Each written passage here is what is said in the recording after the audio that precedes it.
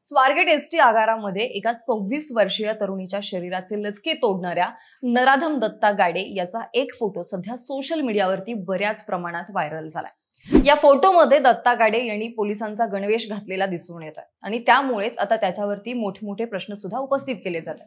दत्तात्रय गाडे हा सराईत गुन्हेगार असून त्याच्याकडे पोलिसांचा गणवेश कुठून आला, त्याला कुठले पोलीस मदत करतायत का, त्याच्या मागे कोणाचा हात आहे का, याच्या सुद्धा अनुषंगाने आता पोलिसांचा तपास सुरू आहे।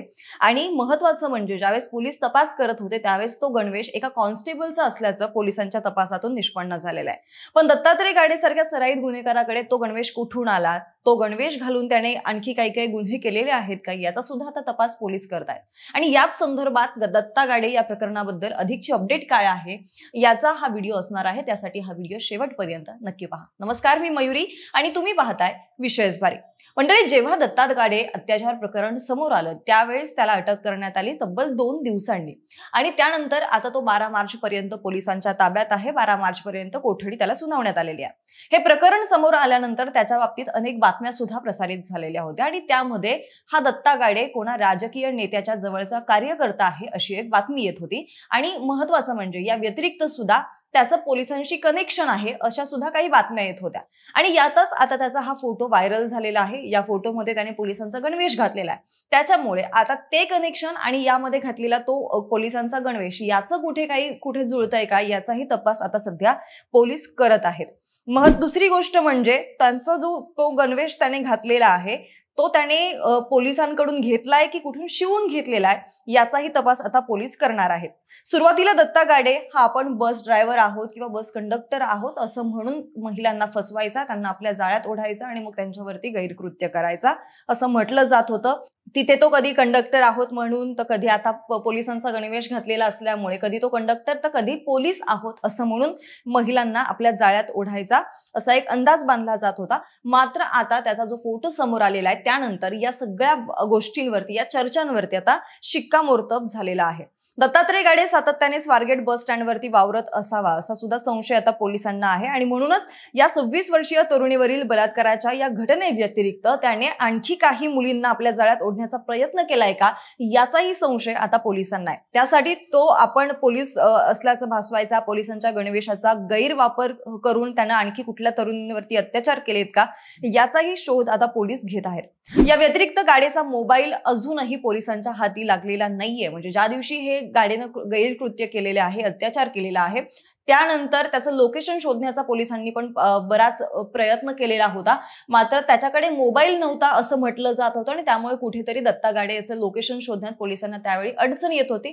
तो त्याच्या गुनाट या गावी त्या शेताच्या फडामध्ये लपून बसलेला होता। तेव्हापासून त्याचा मोबाईल पोलीस शोधत आहेत, मोबाईलचा शोध पोलीस घेत आहेत, मात्र पोलिसांच्या ताब्यात अजूनही मोबाईल सापडलेला नाहीये आणि त्या मोबाईलमध्ये बरेच पुरावे असतील त्या दृष्टीने आता पोलीस मोबाईल शोधत आहेत। आणि आता त्या चौकशी दरम्यान ज्यावेळेस दत्तात्रय गाडे याला पोलिसांनी मोबाईल बाबत विचारलं असता तो उडवाउडवीची उत्तरं देत असल्याचं पोलिसांनी म्हटलंय। त्यामुळे दत्ता गाडेचा मोबाईल शोधण्यासाठी आता पोलीस पुन्हा एकदा त्याच्या गुनाट या गावी जाणार आहेत आणि तो ज्या ठिकाणी लपून बसला होता, ज्या ठिकाणी तो गेला होता, त्याचा वावर ज्या ठिकाणी होता त्या सगळ्या ठिकाणी आता पोलीस त्याच्या मोबाईलचा शोध घेण्याचा प्रयत्न करणार आहेत। फोनमधील कॉल रेकॉर्ड्स असतील, मेसेजेस असतील, लोकेशन डेटा असेल आणि इतर डिजिटल माहिती आरोपीच्या हालचालींबाबत अधिक माहिती मिळवून देऊ शकतात आणि त्यामुळेच आता दत्तात्रय गाडेच्या मोबाईलचा शोध घेण्यावर पोलिसांचा भर असणार आहे। दत्तात्रय गाडे ज्या ठिकाणी लपून बसला होता त्या प्रत्येक ठिकाणी आता पोलीस मोबाईलचा शोध घेणार आहेत।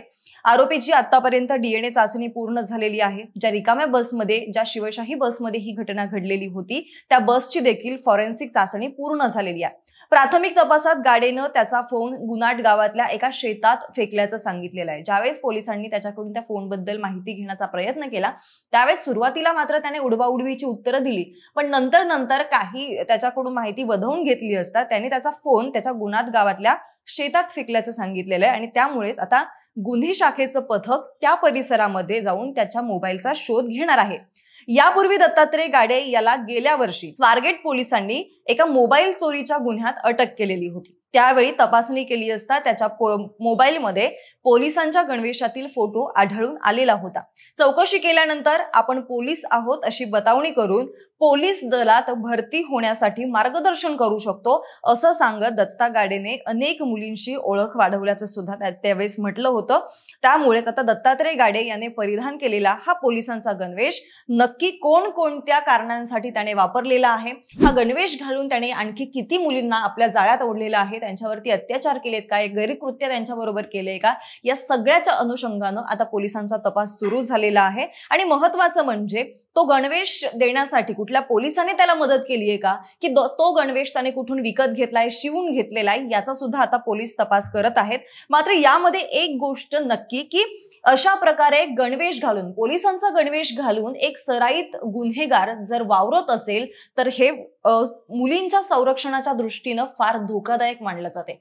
याबद्दल तुमचं नेमकं काय मत आहे ते आम्हाला कमेंटच्या माध्यमातून जरूर कळवा। सोबतच आपल्या विषयच भारी या YouTube चॅनलला सबस्क्राईब करायला विसरू नका। धन्यवाद।